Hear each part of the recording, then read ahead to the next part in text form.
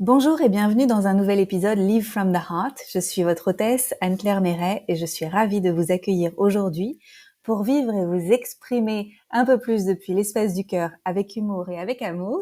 Et j'ai la joie d'accueillir Nathalie Guetta-Babourage. Bienvenue Nathalie. Merci Anne-Claire de m'accueillir ici. Je suis ravie de t'accueillir. C'est la deuxième fois. On avait déjà fait un épisode ensemble. Donc, si les personnes qui nous écoutent sont curieuses, je vous invite à aller chercher dans les épisodes précédents l'épisode avec Nathalie. Et aujourd'hui, on va parler de quelque chose de très spécifique parce que ton actualité a évolué. Tu fais toujours ce que tu faisais avant et plus Mhm. encore avec une grande générosité, avec beaucoup d'humour, avec beaucoup d'amour aussi, je trouve. Et donc, on va en parler ensemble. Mais avant, est-ce que tu veux bien te présenter, s'il te plaît, pour les personnes qui ne te connaîtraient pas? Oui, combien d'heures avez-vous? C'est toujours une blague. Récemment, j'ai eu un échange avec une journaliste guadeloupéenne et j'ai bien aimé la punchline qu'elle m'a proposée. Donc, je pourrais résumer à ça. J'étais médecin militaire, j'ai quitté l'uniforme et la blouse blanche, et aujourd'hui, je suis showgirl militante. J'adore. C'est cheminement Voilà, naturel c'est juste que aujourd'hui. c'est pas du tout un parcours linéaire. Ça, au milieu, il y a 10 ans, et puis il y a plein d'explorations autour de la vie, du vivant, puisque c'est ça ma passion, et que j'aime transmettre, faire expérimenter les personnes, et notamment les femmes. Mais là, depuis quelques mois, je me rends compte que je suis prête aussi à faire expérimenter tous les humains qui sont en quête de sens et qui ont envie de revenir à leur puissance personnelle, qui ont envie de réaligner un petit peu leur corps physique, leurs émotions, leurs énergies et aussi leur âme en fait. Je pense que c'est ça, ce qui s'est passé ces dernières années pour moi, c'est d'oser faire déjà mon propre coming out autour de la spiritualité et de l'invisible.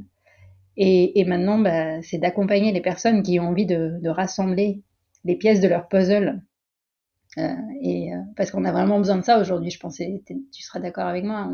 On n'est pas juste une tête sur un corps, et quand on tombe malade, on se dit ah bah finalement j'ai un corps, il faut en prendre soin. Non, ça se passe en avant en fait. Tout à fait d'accord avec toi. Qu'est-ce qui t'a pris en 2022 d'avoir envie de créer un spectacle? Ben c'était pas prévu en fait au menu. En 2022, je sortais mon livre Devenir sa propre médecine, et d'ailleurs c'était à ce moment-là qu'on a fait notre dernière interview. Et ce livre, il est né d'une colère, d'une frustration, d'une incompréhension de ces dernières années. Comment est-ce que les gouvernements ont géré tout ce qu'on a traversé en tant qu'humanité? Et du coup, j'avais besoin d'écrire. D'ailleurs, je voulais même écrire un roman pour vraiment me lâcher complètement. Et finalement, le personnage n'est pas venu. Donc, grâce à mon éditrice, Anne Guéquière, qui m'a dit, bah, écris-le à la première personne. Donc, j'ai pu vraiment poser sur papier cette colère, puisque moi, ça fait 20 ans que je m'intéresse à la santé intégrative et que voilà, j'ai fait tout le tour des études scientifiques qui démontrent l'intérêt de combiner la médecine occidentale aux sagesses ancestrales et aux autres approches, on va dire, holistiques, non seulement pour les soigner, mais aussi pour les soignants. Et puis en plus, d'un point de vue économique, on serait vraiment gagnant. Ça, c'est vraiment un point essentiel, en fait, qu'on ne met pas en avant. Et le fait qu'on ne parle pas du tout de la santé intégrative pendant ces 3 dernières années, pour moi, ça a été juste, tu vois, un choc. Et, euh, et il y a donc, une fois le livre écrit, la colère déposée, ça m'a permis de, quelque part, de commencer à digérer cette colère et puis d'avoir autour de moi les premiers feedbacks des lecteurs et des lectrices. Ça m'a fait du bien aussi de voir que j'étais pas toute seule. Ton mastermind est passé par là, n'est-ce pas? J'ai eu la chance de participer au premier mastermind Lead from the Heart. Et ça a été vraiment aussi un écrin, un cocon pour me permettre d'accueillir. Tu vois, ça fait 6 ans maintenant que j'ai créé mon école, la Tribe Empowering School, et que j'avais envie de continuer à propager ce message d'empowerment pour les femmes. Donc moi, j'étais arrivée au mastermind avec des intentions précises, des objectifs, notamment lancer mon propre mastermind. Enfin, tu vois, j'étais vraiment bien la guerrière qui a organisé sa feuille de route.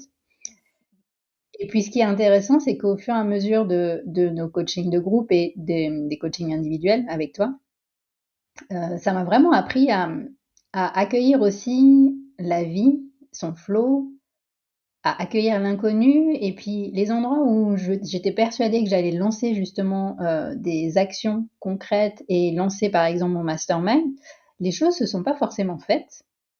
Et en m'écoutant, je me suis rendu compte que c'était pas forcément là où j'avais envie d'aller maintenant. Et puis est arrivée une proposition de faire un TEDx, une conférence TEDx en Guadeloupe, à la fin de l'année 2022. Et ça a été un moment vraiment superbe. Ça fait 8 ans que j'ai rêvé de faire un TEDx. Et le challenge dans un TEDx, donc si vous savez pas, c'est une conférence que vous préparez où vous partagez une idée que vous avez envie de transmettre au monde entier. Donc, autant vous dire que c'est un challenge parce que quand on fait ce qui nous passionne depuis plus de 20 ans, de résumer ça en 12 minutes, c'est waouh, c'est costaud. Et heureusement, j'avais une super coach qui m'a conseillé en fait d'écrire tout ce que j'avais envie de partager, même si ça dépassait largement les 12 minutes. Et elle m'a dit, de toute façon, t'en feras quelque chose. Et puis le fait de remonter sur scène, parce que du coup avec les confinements et compagnie, ben, j'avais un peu arrêté ma casquette de conférencière. Et là, de revenir sur scène devant un public de 400 personnes et de connecter en fait de cœur à cœur avec ces personnes et de nous connecter à notre humanité, ça m'a tellement fait du bien que ça s'est fait super vite, hein. 3 mois, je crois, j'avais écrit mon spectacle. Et je me suis dit, et ça fait aussi partie des choses que moi j'enseigne et que j'ai entendu aussi énormément dans ton mastermind, c'est des fois il faut activer un petit peu l'univers, à dire que tu es prêt et poser l'action même si tu sais pas encore comment tu vas y aller. Et moi en fait quand j'ai commencé à écrire le spectacle, je me suis dit il faut que je pose une date déjà pour la première représentation parce que sinon je vais me défiler, tu vois. Et donc j'avais choisi le 23 mars 2023. Je l'aime bien 23/3/2023.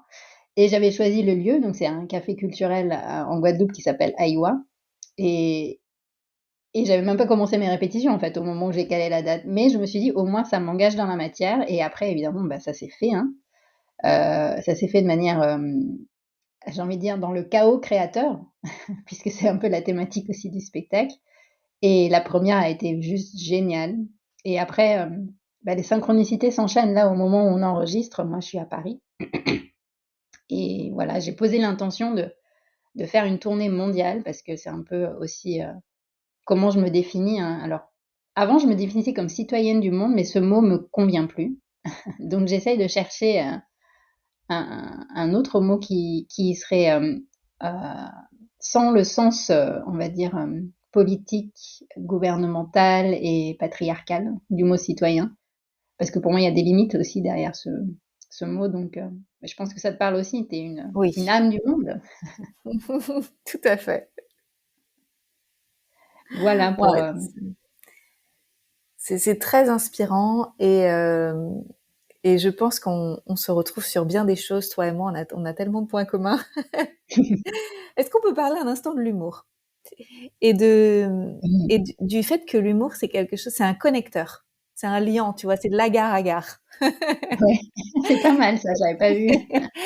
Comment, comment l'humour est venu à toi?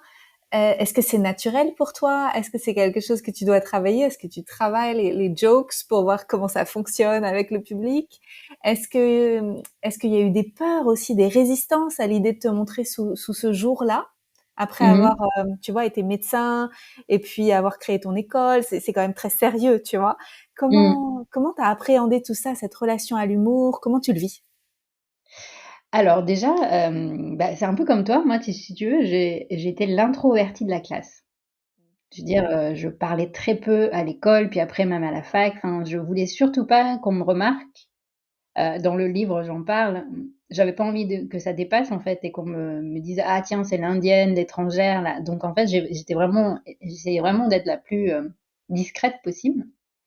Donc non, je m'attendais pas du tout à ce que ce soit finalement cette médecine de l'humour qui apparaisse à moi à l'âge de 43 ans. Mais en fait, pendant le Corona Circus, les seuls moyens que j'avais pour écouter le peu de nouvelles que je voulais écouter, c'est via les humoristes. Et je me suis rendu compte que à travers l'humour, le message passait, tu vois, j'étais plus à l'écoute finalement. de certains humoristes et certaines humoristes que les médias classiques, on va dire, auxquels on se fie d'habitude. Et là, je me suis dit, tiens, il y a un truc. Et puis après, la deuxième étape, ça a été de voir que finalement, même dans le milieu du développement personnel, de la spiritualité, des médecines alternatives et complémentaires, on retrouve les mêmes égos que le monde conventionnel. Et ça, au début, il y a 10 ans, quand je suis rentrée dedans et que j'ai découvert ça, ça m'a fait un choc.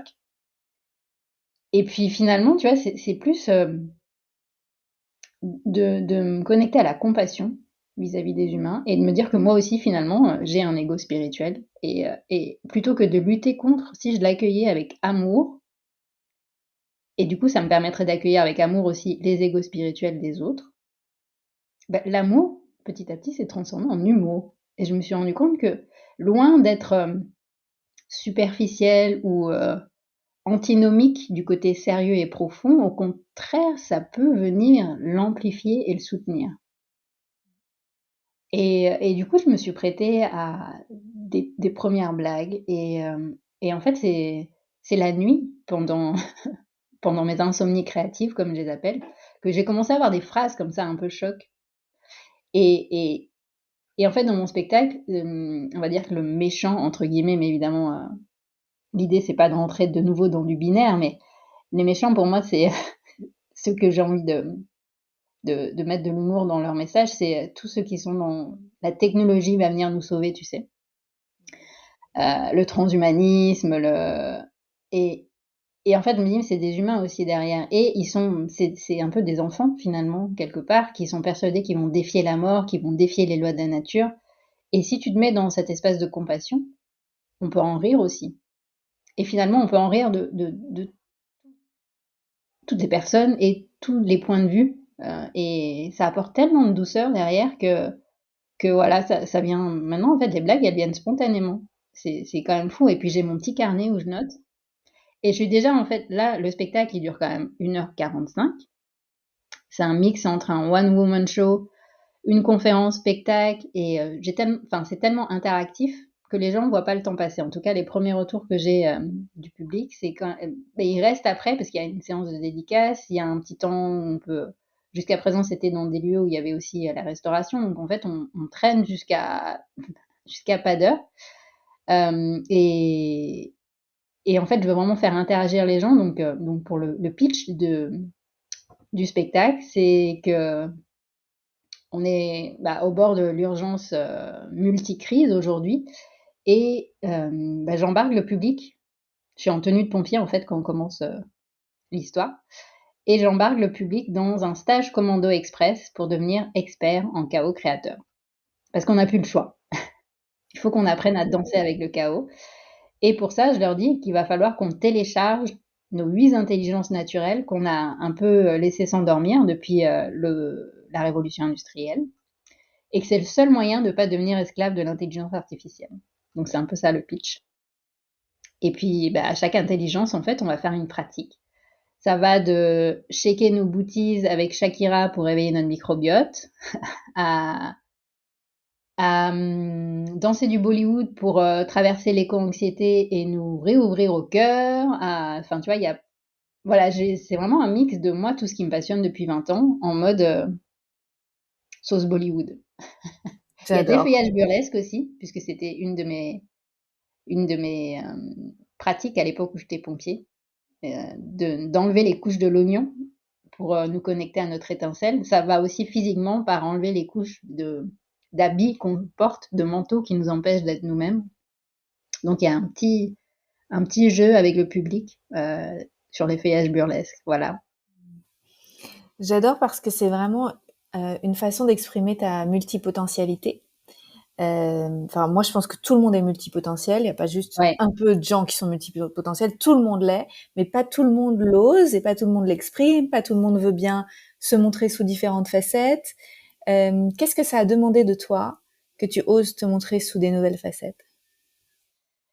En fait, je crois que c'est un point d'urgence, justement, encore une fois, pendant ces moments d'introspection, au moment des confinements forcés, sur une île, quand même, où au premier confinement, l'aéroport a été fermé. Donc, c'est de se dire que concrètement, on pourrait finir un peu comme Robinson Crusoe. Ça réveille un instinct de survie. Et je pense que ça a réveillé des mémoires aussi de cette île, de son histoire, et l'histoire de l'humanité, notamment qu'on nous a pas appris à l'école, autour de ce qui s'est passé au moment de la découverte, entre guillemets, du nouveau monde par Christophe Colomb. Là, on le voit comme un héros, mais derrière, c'est quand même le début de l'esclavage, du colonialisme, des génocides des peuples premiers, et je pense qu'on porte ces mémoires en nous, même si on n'est pas descendant euh, afro, ou même si on n'est pas amérindien, je veux dire, en tant qu'humain, on a je pense, cette capacité à porter ces mémoires. Et le fait de voir que ça serait activé finalement aujourd'hui, en 2020, pour moi, il y a eu comme un point de non-retour, un point de bascule où je me suis dit, mais c'est plus possible en fait. Euh, Soit on se réveille là maintenant, soit on va juste reproduire la même histoire maintenant avec les nouveaux outils et notamment avec l'intelligence artificielle euh, qui va devenir notre nouveau colonisateur, entre guillemets, et ce sera encore une fois une poignée d'élites qui va nous contrôler. Euh, et, et en fait, c'est cette prise de conscience, cette bascule qui m'a fait comprendre qu'il y avait besoin de toucher un peu plus que ma communauté habituelle, que nos communautés qui sont déjà, si tu veux, en conscience de ce qui se passe et qui sont déjà en mouvement. Et j'ai l'impression qu'on a besoin en fait d'élargir. Et l'urgence est telle que je me dis, mais finalement, si de me mettre sur scène et de m'effeuiller, ça peut faire quelque chose, eh ben faisons-le, tu vois. Et ça me fait sortir de ma zone de confort et c'est ok. Ça, je pense que c'est une résilience que j'ai développée ces 10 dernières années, justement, de me dire, se foutre à poil, si ça peut connecter avec d'autres personnes et puis amplifier cette masse critique qui est prête à prendre conscience et changer ses comportements et faire des choix parfois radicaux, hein, c'est pas évident, mais aujourd'hui on en est à, si ça a plus de sens pour moi d'aller dans ce job et de donner mon énergie, mon temps en échange d'un salaire qui m'apporterait soi-disant de la sécurité, mais que derrière c'est au service de quelque chose qui est pas du tout aligné avec moi, ok, peut-être que tu es prêt ou prête à faire autre chose, tu vois. Ça vibre ici, ça vibre fort, tu vois, ça me parle parce que c'est un peu la même chose, je trouve, hein, dans une moindre mesure, mais d'aller s'exposer un peu sur les réseaux sociaux quand on est Mm. entrepreneur du bien-être et que tout ce qu'on a envie de faire finalement, c'est d'aider l'humanité.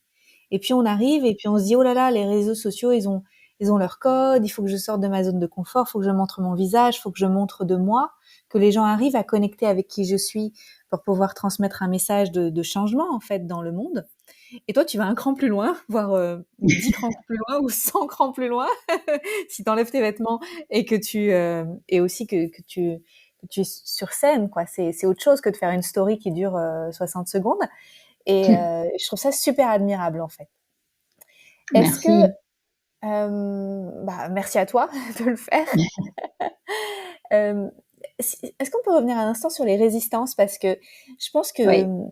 toutes les personnes qui nous écoutent ont un potentiel de créativité magnifique, tu vois, mais que beaucoup d'entre nous, on s'auto-censure, tu vois. On a un Mm. livre en nous, on a un spectacle en nous, on a des peintures, on a des danses, on a plein de choses en nous, mais on n'ose pas les mettre au monde. Comment ça s'est passé pour toi, ce- cette période, est-ce qu'il y a eu des résistances? Comment tu les as accueillies? Bien sûr, des fois je me définissais comme accoucheuse de créativité pour moi-même et aussi du coup, j'en profite aussi pour faire partager des femmes qui ont envie de découvrir cette créativité organique. Et je le dis, les résistances font partie du chemin. C'est comme un accouchement en fait. Une grossesse et un accouchement. Même si je n'ai jamais eu de grossesse physiologique et je n'ai jamais accouché, le parallèle, je le trouve très parlant. Et Et tu sais, quand on parle de saut quantique, donc de pouvoir créer une nouvelle réalité alignée avec notre état de conscience, un saut quantique, ça peut être douloureux, en fait, parce que ça veut dire accepter de mourir à une partie de soi pour ouvrir l'espace ou pour préparer la naissance d'une nouvelle partie de soi. Et moi, ce qui m'aide, en fait, et il y en a eu plein des résistances, hein. Déjà, l'année 2022, pour moi, elle était très difficile. Alors, heureusement que que la vie a fait que j'avais les bons alliés aussi.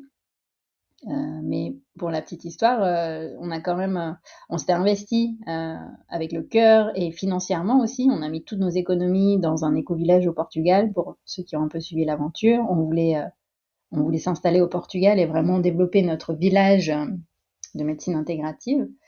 Puis finalement, ça s'est pas bien passé sur place et le temps qu'on prenne conscience de tout ça, on est parti un peu en urgence et on est retourné en Guadeloupe et finalement, ça a pris du temps aussi de revenir et de prendre conscience de cet entre guillemets échec qui n'en est pas un parce que de toute façon, ça nous a fait grandir, moi et mon compagnon. Et ça nous a permis de réaliser que notre maison, là, c'est vraiment la Guadeloupe. Et il y a eu plein d'autres résistances en lien directement avec le spectacle. Et la première résistance, c'était le fait que mon objectif principal l'année dernière, qui était d'accompagner des entrepreneurs via mon mastermind, n'a pas eu lieu. J'ai pas pu le mettre en place. J'ai été prise par le temps. Il n'y a pas eu énormément de réponses et j'aurais pu rester là en me disant bah finalement j'arrête et c'est la curiosité de se dire ah tiens, qu'est-ce que la vie m'invite à aller visiter dans cet inconfort. Elle me crée de l'espace finalement, puisque ça me demandait quand même un investissement en temps énorme, ce nouveau projet. Et, euh, et le fait d'accueillir le temps, c'est hyper inconfortable hein, pour les gens hyper créatifs comme nous. Je sais pas comment tu le vis toi, mais quand il y a un temps de vide, moi c'est l'angoisse qui remonte, qu'est-ce que je fais, je sers à rien. Tu vois, c'est même, et jusqu'à il y a pas longtemps, c'est aller faire les annonces de remplacement de médecins généralistes en me disant bah je vais faire les remplats puisque mais c'est horrible parce que c'est plus du tout ma place. Mais j'entends la petite voix à l'intérieur de moi qui a besoin de remplir et j'ai appris à l'accueillir et à dialoguer avec elle et mais d'ailleurs dans certaines pratiques que tu proposes aussi dans le mastermind, ça m'a beaucoup aidé de connecter les tripes avec le cœur, avec la tête et puis d'accueillir en fait tous ces personnages intérieurs. Et puis, en fait, ce qui m'aide énormément, et je l'ai sur mon t-shirt, là, on le voit pas, mais c'est un t-shirt que j'avais acheté à Bali, c'est la médecine de Ganesh. Ganesh, le dieu à tête d'éléphant, c'est cet espace de divinité en nous qui nous permet de transformer les obstacles en opportunités. Et c'est pas juste une phrase, hein. Pour moi, ça vibre vraiment quand je te partage ça. C'est que la vie est faite d'obstacles, de résistance, ça fait partie du vivant, je pense, c'est une loi du vivant. Et à nous, en fait, d'apprendre à aller voir le cadeau derrière ce chaos. Tu voulais qu'on dise cette phrase.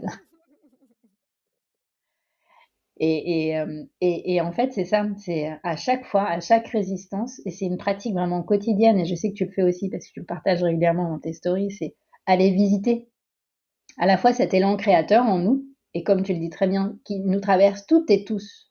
On est des êtres créatifs, créateurs, et, et d'aller aussi accueillir nos résistances, nos obstacles, pour en prendre soin, et pour voir à chaque fois le cadeau qu'il y a derrière. Donc, c'est un entraînement, hein, j'ai envie de dire, quotidien. Ça passe moi énormément par le corps, par la pratique du yoga, la respiration, la danse. Et puis c'est de voir aussi, d'accueillir les synchronicités, parce que quand on est en mode action ou en mode le mental à 200%, tout devient entre guillemets la norme et on se pose pas pour regarder les cadeaux qui ont été transformés derrière les chaos.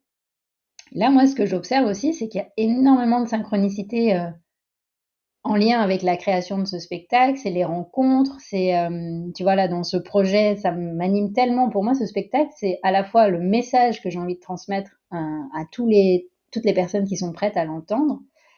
C'est aussi un moment de ma vie où je peux enfin combiner toutes mes facettes.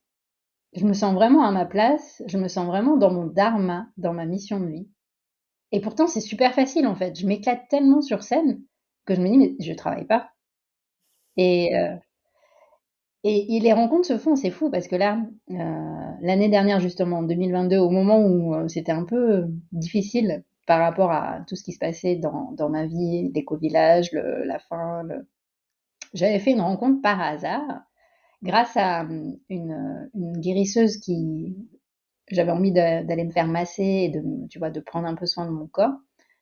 Et j'ai rencontré par hasard une réalisatrice à Paris qui s'appelle Audrey Dana, parce que c'était chez elle le soin, et on a échangé, et puis la guérisseuse m'a dit, mais qui s'appelle Di, elle m'a dit, mais vous devrez vous connecter parce que Audrey est écoféministe, elle réalise des films autour des sujets qui te passionnent, et du coup j'avais pris son contact. Et au moment où j'ai commencé à écrire le spectacle, je sais pas pourquoi, je lui ai envoyé un message et j'ai dit, tu connaîtrais pas un metteur en scène qui pourrait m'aider, parce que je me rends compte que c'est pas parce que je suis conférencière et danseuse que je deviens humoriste, en fait, tu vois. Et que c'est quand même un métier, et que j'avais ce besoin d'être soutenue et guidée par quelqu'un dont c'est le métier. Et puis Audrey me dit, mais tu sais, mon premier métier, c'est comédienne et metteuse en scène. Et du coup, tu vois, en 3 messages, je lui envoie mon script. Elle me dit, ah bingo, moi ça m'intéresse énormément ton sujet, d'autant plus que moi aussi je suis en train d'écrire un spectacle qui, un peu comme le tien, est un one-woman show, mais qui est aussi un spectacle médecine sur la vie, la mort, la spiritualité. Et du coup, voilà comment on embarque, tu vois, dans l'aventure. Enfin, si j'avais réfléchi ça avec le mental, ce serait jamais fait. Je sens qu'il y a quelque chose de plus grand qui m'anime dans ce voyage.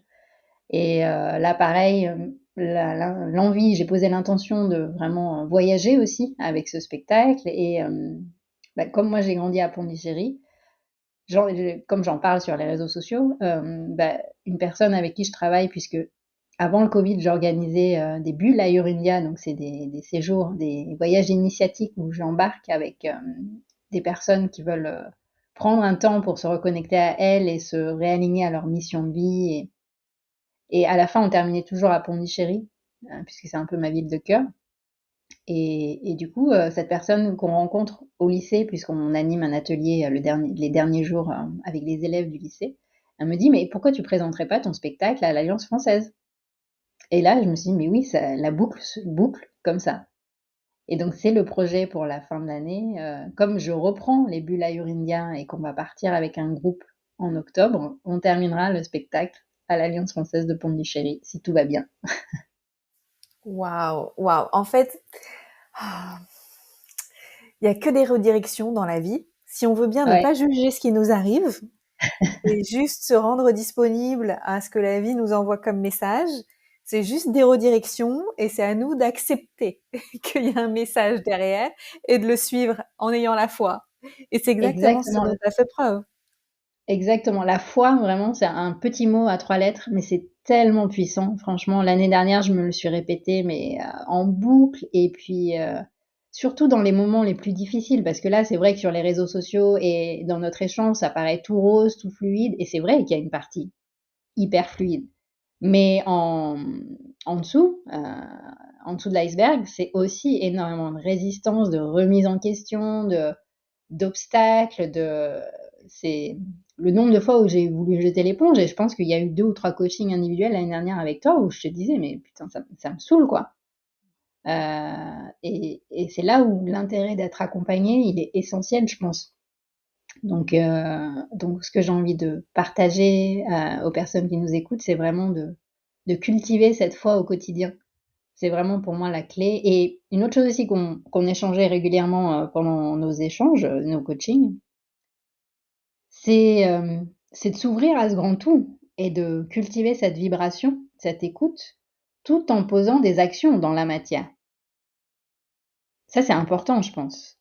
Tu vois? Parce que c'est pas juste se dire: «Voilà, je vais méditer, 10 heures par jour et puis, la vie va s'en occuper», et puis on en parlait en rigolant aussi, je me rappelle de: «Ah non, là, je peux pas parce que Mercure rétrograde, donc ça veut dire que je dois pas le faire», ou tu vois?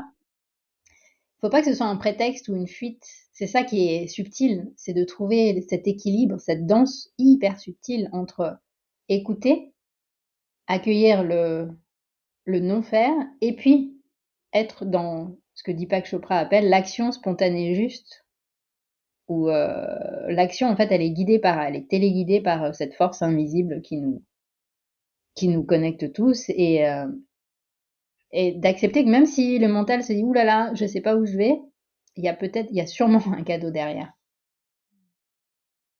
Merci, ça fait du bien. Et il y a autre chose de précieux que tu as partagé, c'est le fait que tu en as parlé.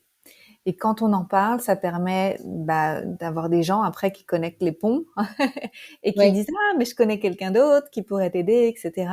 Et il y a eu beaucoup, je trouve, un discours, tu sais, autour du secret. Quand t'as des idées, faut pas les dire aux autres, faut les Mm. garder pour toi, etc. Et là, ça nous prouve encore une fois que bah non, en fait, si tu partages ce qui t'anime, ta joie, ton enthousiasme, ton excitation, ton émerveillement, tout ça, c'est il y a quelque chose là-dedans qui est vraiment, il y a une énergie particulière qui va connecter avec d'autres énergies et qui va rendre les choses possibles quand c'est trop ambitieux pour le faire tout seul, quoi. Exactement. Ben, ça me permet aussi de rebondir du coup sur un exemple concret par rapport à ce que tu dis. Donc, au moment où je sentis qu'il y avait l'inspiration qui venait, que j'ai commencé à écrire, avant même d'avoir terminé l'écriture répétée, je me suis dit, bon, première date fixée en Guadeloupe, mais après, évidemment, ben, j'avais envie de proposer des dates en Europe. Donc, j'ai commencé à réactiver mon réseau parisien et puis aussi mon réseau belge, parce que pendant 4 ans, j'avais animé la session de yoga géante pour la journée du yoga à Bruxelles. Donc, j'ai aussi quand même une communauté importante en Belgique. Et donc, j'ai recontacté des personnes que j'avais formées il y a quelques années à Paris euh, sur la nutrition intelligente pour les enfants et les parents. Et donc, 2 femmes que j'ai formées ont créé Psychoéducation Belgique, où elles accompagnent les parents, les enfants, les ados sur une pédagogie, on va dire, plus humaine. Et elles, je sais qu'elles organisaient avant les confinements, 4 fois par an, des conférences où elles faisaient intervenir des personnes extérieures. Et bah, du coup, je les ai contactées en leur disant, voilà, je suis en train de créer un spectacle, je suis sûre que ça vous parlera, le sujet. Avant même que je n'ai de démo ou de contenu concret, je me suis dit, bah, autant activer ce réseau. Elles m'ont répondu dans la semaine. Elles m'ont dit, nous, on rêve de reprendre ces conférences parce que c'est là où on s'éclate le plus. Écoute, on a une date, le 13 juin. Est-ce que ça t'intéresse? C'est une salle de 600 places. Ouhou. Dans le grand bain. Bah, évidemment, j'étais dans l'excitation, donc j'ai dit oui. Mais après avoir raccroché, je crois que c'était un échange WhatsApp. Après avoir raccroché, je me dis, attends, Nathalie, concrètement, qu'est-ce que t'as? T'as un début de scénario, t'as à peine le concret du contenu du fil conducteur, t'as toujours pas répété, t'as pas de coach, et t'as dit oui à ça.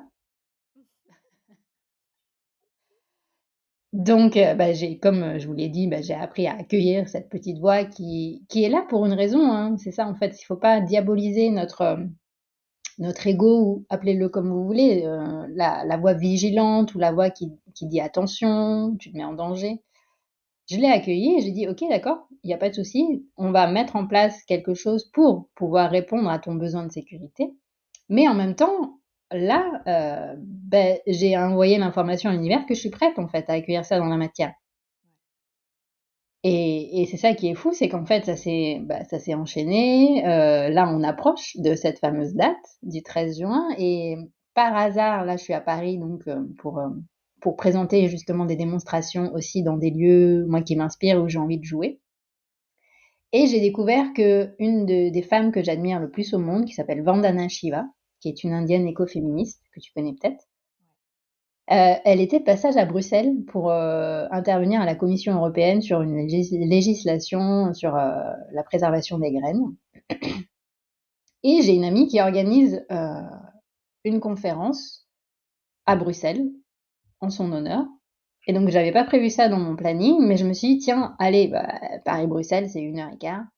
Vas-y, tu vas pouvoir la voir. Et puis, ça va être l'occasion aussi d'aller rencontrer en vrai, finalement, Valentine et Stéphanie, qui sont celles qui m'invitent à Bruxelles, là, dans quelques jours. Comme ça, on va commencer aussi la promotion concrète du spectacle. Et du coup, bah, le matin, je suis partie quelques heures plus tôt avant la conférence pour pouvoir bah, préparer la communication et aller visiter la salle aussi, la sentir. Parce que je l'ai vu en photo, mais de commencer à visualiser, à sentir les personnes qui sont présentes. Et tu vois, ça fait partie aussi pour moi de la préparation, de l'accueil du jour J.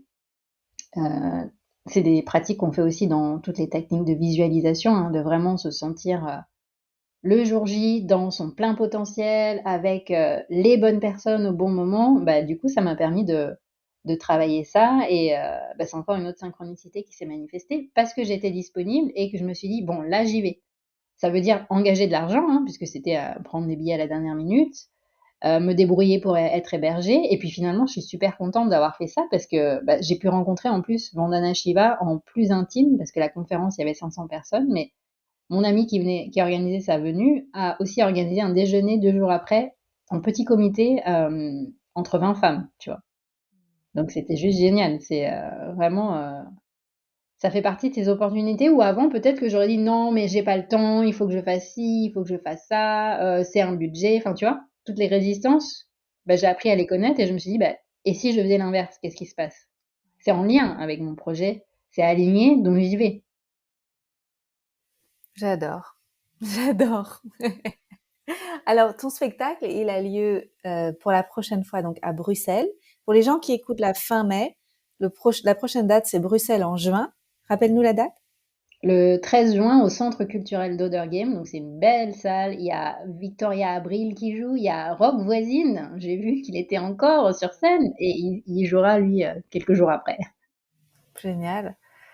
Et comment on s'inscrit? Est-ce que c'est directement auprès de la salle? Est-ce qu'il y a une billetterie qu'on peut retrouver sur ton site? Comment ça fonctionne? Il y a une billetterie sur mon Instagram, sur mon profil. Sinon, sur le site doclaluna.com, je mets toutes les actualités et toutes les dates parce qu'en fait, il y en a qui arrivent un peu en mode improvisé. Là, comme je fais des démos, parce qu'il y a une partie entreprise aussi que je suis en train de développer et que je fais pas mal de démos sur Paris, il peut y avoir des dates qui se manifestent comme ça un peu, genre une semaine avant. Donc, le mieux, c'est vraiment de s'inscrire sur le lien que j'ai mis sur doclaguna.com. Comme ça, peut-être qu'il y aura une date qui sera parfaite pour vous. Pour l'instant, c'est vrai que c'est quand même les grandes villes comme Paris, Bruxelles, Pondichéry à la fin de l'année avec la bulle à India.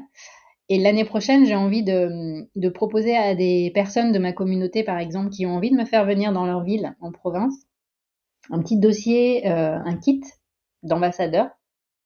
Comme ça, si vous avez par exemple une salle que vous aimez et où vous avez envie de voir le show, Doc la Luna danse avec le chaos, on peut se mettre en contact pour organiser ça. Et l'idée après, c'est que vraiment ce message puisse se répandre. Il y a l'envie aussi d'aller au Québec, dans les alliances françaises en Asie du Sud-Est et puis à La Réunion. Génial. Génial. Est-ce que tu envisages de le mettre en ligne pour les personnes qui n'habitent pas dans les villes où tu vas te produire? Alors pour l'instant, moi, de revenir dans du présentiel, ça me fait tellement kiffer que j'ai envie de le garder vraiment comme une expérience présentielle. Mais ce que je suis en train de préparer pour cet été, quand je vais rentrer en Guadeloupe, c'est les personnes qui ont vu le spectacle, comme on va explorer ces fameuses 8 intelligences qui sont en nous et qui sont en lien avec les chakras en fait. Et que c'est aussi la base de tout mon travail sur l'empowerment et la création de finalement sa boussole intérieure que j'appelle le Dharma Flow, ces lois universelles qui nous traversent et qu'on peut activer au quotidien, en prendre soin au quotidien. Euh, je suis en train de préparer un petit programme en ligne pour les personnes qui ont vu le spectacle et qui veulent aller plus loin. Mais peut-être que ça pourrait être ouvert aussi. Ça pourrait être au contraire la première étape avant de voir le spectacle. Du coup, toute personne qui a une connexion Internet pourrait déjà rentrer dans cette ambiance où il y aurait peut-être des extraits aussi du spectacle. Donc je suis en train de réfléchir à une formule, un voyage qui pourrait aussi être fait en ligne. J'adore parce qu'en fait, on pourrait se dire, ok, les spectacles en physique, c'est un peu le bout du chemin, quoi, l'accomplissement. Et puis en fait, derrière, il y a encore des nouvelles idées. En fait, il y a encore des nouveaux paliers de créativité. C'est super inspirant. Ça Merci. s'arrête pas en fait, hein, c'est vraiment, il me faudrait des journées de 48 heures. Mais la vie va t'aider. Tu vas nous faire Oui. des quantum jump. La vie va t'aider. J'adore. Merci beaucoup, Nathalie. Est-ce qu'il y a quelque chose que tu souhaites ajouter? Ce que j'ai envie d'ajouter, c'est vraiment ce message-là, hein, vous qui nous écoutez.